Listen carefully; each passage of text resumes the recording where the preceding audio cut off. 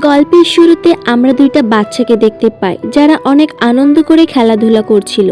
আনন্দ করবেই না বা কেন, ছোটবেলা থেকে তাদের মা বাবা তাদের এমনভাবে বড় করেছে যে কখনো তারা কান্না করারও সুযোগ পায়নি। হঠাৎ একদিন তাদের সুখের সংসারে ফাটল নেমে আসে।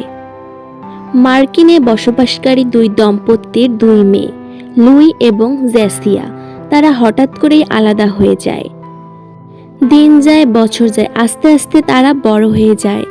জেসিয়া ছিল তার মা বাবার কাছে, অন্যদিকে লুই হারিয়ে যায় তার মা বাবা এবং বোনের কাছ থেকে। এই বিষয়টা নিয়ে জেসিয়া খুব গিল্টি ফিল করত। তার মতে লুই তার জন্যই হারিয়ে গেছে। জেসিয়া এই গিল্টি ফিল থেকে বেরিয়ে আসার জন্য সারাদিন তার ফ্রেন্ডদের সঙ্গে পার্টি করত, ঘুরে বেড়াতো। সে তার জীবনকে এমনভাবে উপভোগ করত যেন সে কখনো কষ্টটা অনুভব করতে না পারে। অন্যদিকে আমরা লুইকে দেখি। লুই সাধারণত একটা অনাথ আশ্রমে বড় হচ্ছিল। সে সবসময় চেষ্টা করত তার ফ্যামিলির সাথে যোগাযোগ করার জন্য, কিন্তু কখনোই সে পেরে উঠত না। এই বিষয়টা নিয়ে সে সবসময় মন খারাপ করত এবং একা একা দাঁড়িয়ে কান্না করত। সে পেশা হিসেবে বেছে নিয়েছে রান্নাবান্নাকে। রান্না করতে সে অনেক ভালোবাসত, কিন্তু দিন শেষে যখন সে একা থাকতো তখন তার মা বাবা এবং বোনকে খুব মনে পড়ত এবং সে অঝরে কান্না করত। মা, বাবা, প্লিজ আমাকে এখান থেকে নিয়ে যাও। জেসিয়া, কোথায় তুমি? আমাকে রেখে কোথায় তোমরা চলে গেলে?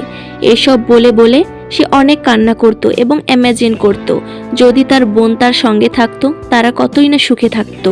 আজ তার জীবনটাও হতো বাকি আর 5টা মেয়েদের মতো, যেখানে সে অনেক হাসি খুশি থাকতো, তারা পুরো পরিবার একসঙ্গে থাকতো।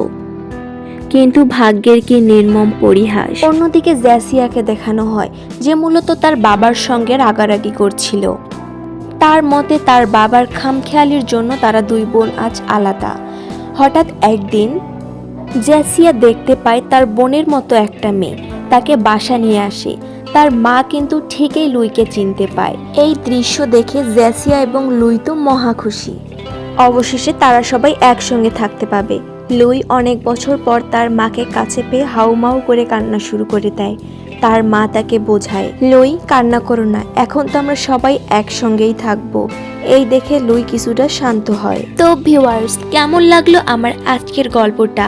যদি গল্পটি তোমাদের কাছে ভালো লাগে তাহলে অবশ্যই একটা লাইক, কমেন্ট অ্যান্ড সাবস্ক্রাইব করতে একদম ভুলবে না। আর আমি সবাইকে অনুরোধ করব MR স্টোরি এক্সপ্লেইনের সঙ্গে থাকতে। আল্লাহ হাফেজ।